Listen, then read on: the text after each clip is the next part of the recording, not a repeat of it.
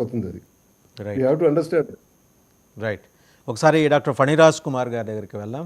Doctor Phaniraj Kumar గారు, మీ observation ఏంటండి? ఈ బోర్డ్స్ ద్వారా వచ్చిన వీసా అప్లికేషన్స్ని 2000 వీసా అప్లికేషన్స్ రిజెక్ట్ చేసింది government of America, federal government. So ఈ ఫర్దర్గా ఎలా ఉండబోతున్నాయి ఇంకా? సో ముందుగా మీకు కిరణ్ గారికి, గిరిధర్ గారికి నూతన సంవత్సర శుభాకాంక్షలు. చూస్తున్న ప్రేక్షకులందరికీ కూడా.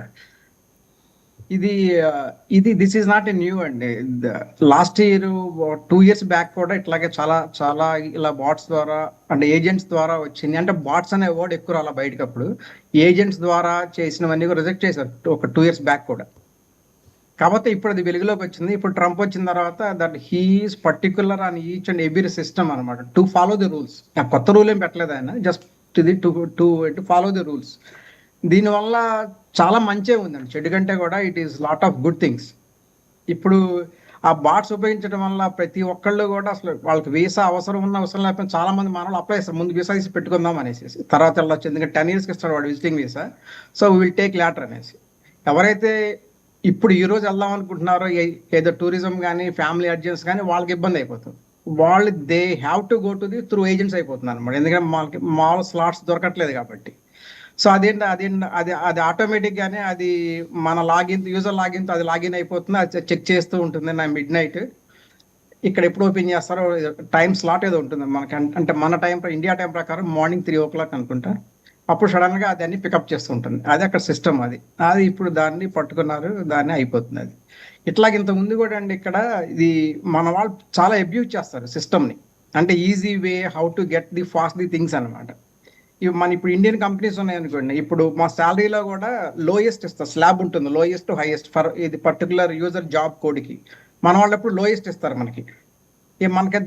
మనం కంపేర్ చేసుకుంటే that is very good for us అని మనం వచ్చేస్తూ ఉంటాం అనమాట. బట్ లాస్ట్ టైం కూడా ట్రంప్ వచ్చినప్పుడు కూడా అప్పుడు ఆ జాబ్ కోడ్స్ని వాళ్ళు జాగ్రత్తగా బాగా చెక్ చేసేవాడు, వీళ్ళ క్వాలిఫికేషన్ ఏంటి, జాబ్ కోడ్ ఏంటి, అది సరిగా ఉంటేనే వీసా ఇచ్చేవాడు, లేదంటే రిజెక్ట్ ఉండేవాడు. సపోజ్ ఇప్పుడు డలాస్లో టెక్సాస్లో ఒక జాబ్ కోడ్కి ఒక శాలరీ ఉందనుకోండి, అదే కానీ వాళ్ళు కాలిఫోర్నియాకి వెళ్తే అదే జాబ్ కోడ్ శాలరీ ఎక్కువ ఇవ్వాలి మన వాళ్ళు. సో వాళ్ళు ఏం చేస్తారంటే జాబ్ కోడ్ని కొంచెం లోయర్ చేస్తారు, లోయర్ చేసేసి ఏంటి శాలరీ ఎక్కువ ఇవ్వకుండా ఒక 30,000 ఇవ్వాల్సింది ఒక 3,000 4,000 ఇచ్చి సరిపెట్టేవాళ్ళు. అప్పుడు బైడెన్ గవర్నమెంట్ ఎక్కువ పట్టించుకునేది కదా అది. ఇప్పుడు మాత్రం now he is very particular about that. దానివల్ల మన జాబ్ చేసే ఐటీ వాళ్ళందరూ చాలా ఉపయోగం అది, ఎందుకంటే నౌ హీస్ టు ఫాలో ఇది రావాల్సిన శాలరీ మనకు వస్తుంది కరెక్ట్గా. అదొకటండి. ఇప్పుడు మెయిన్ ఇది ఓన్లీ టెంపరీ, అంటే ఇప్పుడు వీసాలు ఇవ్వకూడదని ఏమి లేదు ట్రంప్కి, వీసాలు ఇస్తాడు. అంటే వాట్ ఎవర్ వాళ్ళు ఇవ్వాల్సిన కోటా వాళ్ళు ఇస్తారు, ఎందుకంటే వాళ్ళకి రెవెన్యూ కావాలి. ఏదో టూరిజం కానీ H1 కానీ big revenue for them, revenue కావాలి. అందుకే వీసాలు ఇవ్వకూడదని ట్రంప్కి ఏమీ లేదు. జస్ట్ కాకపోతే ఏంటంటే ఇది స్లోగా వెళ్ళాలి అన్న ఉద్దేశంతో. ఇంకోటి కెనడా రూట్ చెప్పారు కదా, అది కెనడా రూట్ అది ఎప్పటి నుంచి చూస్తాం, 2002 2003 నుంచి కూడా మన వాళ్ళు కెనడాకి బాగా వెళ్ళడం స్టార్ట్ చేశారు, 2002 ఐ గెస్. అక్కడ కెనడాలో కనుక మా సాధారణ కుర్రాళ్ళు అనుకోండి, ఎంఎస్కి వచ్చిన వాళ్ళు వాళ్ళని 1 year ఎంఎస్ చేస్తారు అంతే, 1 yearలో అయిపోతుంది అక్కడ ఎంఎస్ 1 year. అది చేసిన తర్వాత పిఆర్ అప్లై చేస్తారు, పిఆర్ ఒక 1 yearలో వచ్చేస్తుంది, 2 years. అక్కడి నుంచి ఒక 2 yearsలో సిటిజన్షిప్ వచ్చేస్తుంది. మామూలుగా సిటిజన్షిప్ 3 years కావాలి, కాకపోతే వాళ్ళు దానికంటే ఒక పిఆర్ కంటే ముందు ఉన్న రోజుల్లో ఎవ్రీ 2 daysకి వాళ్ళు 1 day క్యాలిక్యులేట్ చేస్తారు for calculation to get the citizenship. Up to maximum 1 year వరకు ఇస్తారనమాట. అట్లా టోటల్ 4 yearsలో వాళ్ళకి పాస్పోర్ట్ వచ్చేస్తుంది. Then they can walk in to the US. ఇక్కడికి వచ్చి దానికి H1 కూడా అక్కర్లేదు, దాని TN వీసా అని ఒకటి ఉంటుంది, ఆటోమేటిక్గా జస్ట్ మన బోర్డర్లోకి వెళ్ళిపోయి నాకు జాబ్ వచ్చిందంటే అతను $50 తీసుకొని 3 ఏళ్ళకి స్టాంప్ వేసి ఇచ్చేస్తారు. అదొక ఈజీ ప్రాసెస్ అనమాట. ఇప్పుడేమో అది కూడా మనకి బాగా టఫ్ అయిపోయింది ఇప్పుడు అది. ఇంకొకటి ఏంటంటే ఇప్పుడు మన ఇండియాలో ఇప్పుడు జాబ్ మార్కెట్ బాగా పెరిగింది. ఇప్పుడు లాస్ట్ ఒక 5 years బ్యాక్ చూసుకుంటే SAP FI కన్సల్టెంట్కి ఒక 10 lakhs శాలరీ ఉంటే ఈ రోజున 30 to 50 lakhs ఉంది శాలరీ పర్ యానం. శాలరీస్ కూడా బాగా పెరిగినాయి మనకు ఆఫ్ షోర్. అంటే now they are compare to this onsite. So here చాలా కంపెనీస్ కూడా సమ్ 80-20 రూల్ పాటిస్తుంది, ఓ 20% ఇక్కడ 80% only offshore only. So like that last couple of ఇయర్స్లో చాలా మంది మన ఇండియన్స్ మైగ్రేట్ బ్యాక్ వెళ్ళిపోయారు, మన ఇండియాకి వచ్చేసారు మనకి చాలా మంది. ఇంకొకటి పేరెంట్స్ ఏజ్కి వచ్చారని ప్రాపర్టీస్ అని అదని ఇదని నీట్గా అక్కడికి వస్తారు బాగా. సో దానివల్ల కూడా మనకి ఇండియన్ ఎకానమీ కొంచెం పెరిగినట్టుగా అనిపిస్తుంది లాస్ట్ కపుల్ ఆఫ్ ఇయర్స్ లో. ఇంతమంది చాలా but your observations are in contrast to the move చేశారట. Observations of Kiran Tummala garu. ఆయన ఏంటంటే మీరు పెరిగినాయి అంటున్నారు, మామిడి గిరిధర్ గారు కూడా చెప్పారు యూనికార్న్స్ గురించి, 115 యూనికార్న్స్.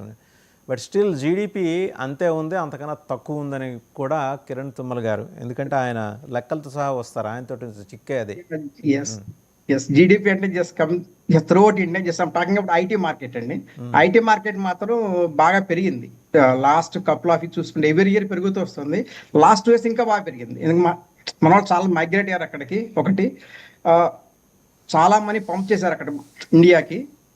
ఇప్పుడు నేను చూస్తున్నా కదా, మా టీంలో చూస్తుండే కన్సల్టెంట్స్ అప్పుడు 10 lakhs వచ్చేది, ఇప్పుడు 40-50 lakhs అడుగుతున్నారు కన్సల్టెంట్స్. దట్టు మళ్ళీ వర్క్ ఫ్రమ్ హోమ్.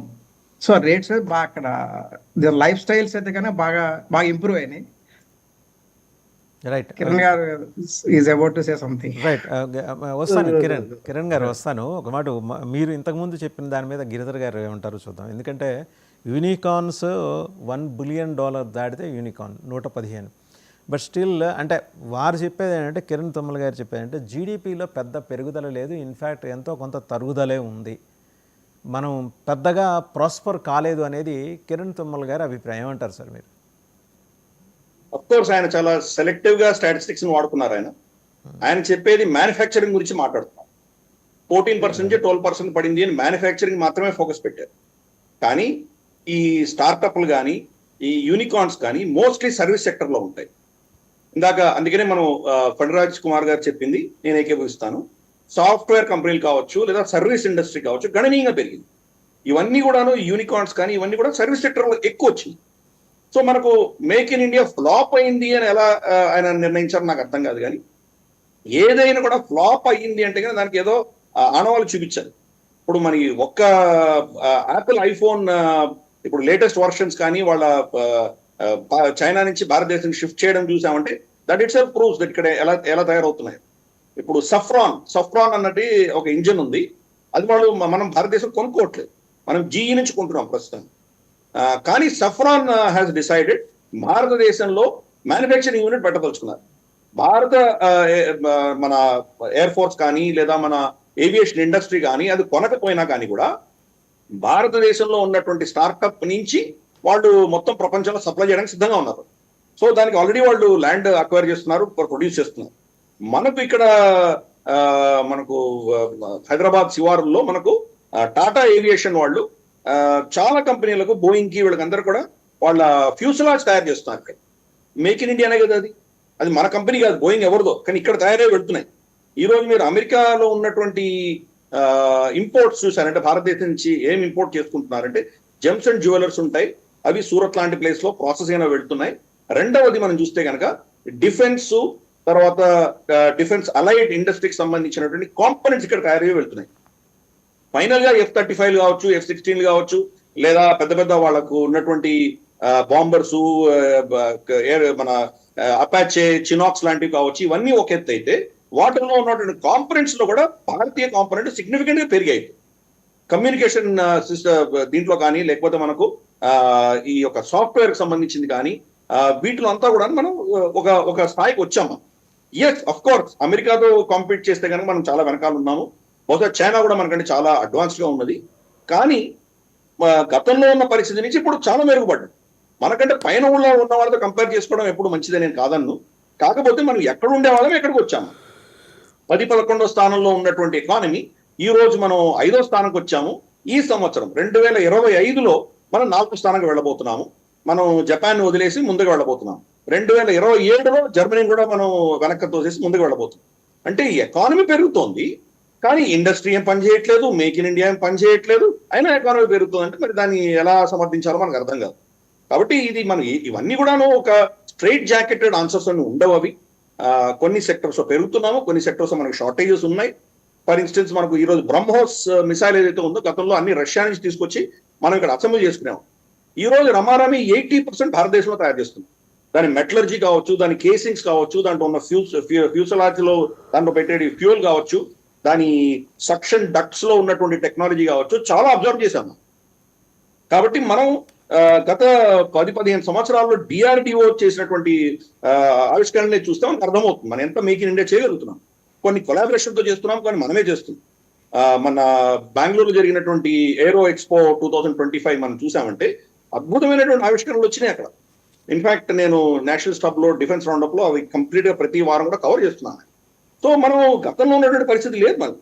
సో మన ఇష్టం దాన్ని ఎలా, ఇప్పుడు గ్లాస్ లో నీళ్లు సగం ఉన్నాయంటే సగం నీళ్లే ఉన్నాయని అనొచ్చు, లేదా సగం నీళ్లు సగం గాలి ఉంది మొత్తానికి ఫుల్ ఉంది అని కూడా అనొచ్చు. అది మన ఇష్టం, దాన్ని చూసే దృక్పథంలో ఉంటుంది. కాబట్టి ఒక సెలెక్టివ్ గా వారు కిరణ్ గారు సెలెక్టివ్ గా ఒక మ్యానుఫ్యాక్చరింగ్ గురించి మాట్లాడారు, కానీ సర్వీస్ సెక్టర్ కావచ్చు లేదా ఇతరత్ర ఉన్నటువంటి అలైడ్ ఫీల్డ్స్ లో కావచ్చు మనం గణనీయంగా పెరిగాము. ప్లస్ ఈ రోజు మనకు ఫుడ్ సెక్యూరిటీ ఉన్నది. చైనా 2వ మేజర్ ఎకానమీ ప్రపంచంలో, వాళ్ళకి ఫుడ్ సెక్యూరిటీ లేదు. ఈ రోజు 60% ఆఫ్ రైస్, 60% ఆఫ్ వీట్ ప్రపంచంలో స్టోరేజ్ ఆ చైనాలో ఉంది. చైనా స్టోర్ చేసి పెట్టుకుంది, ఎందుకంటే రేపటి రోజు తైవాన్ తో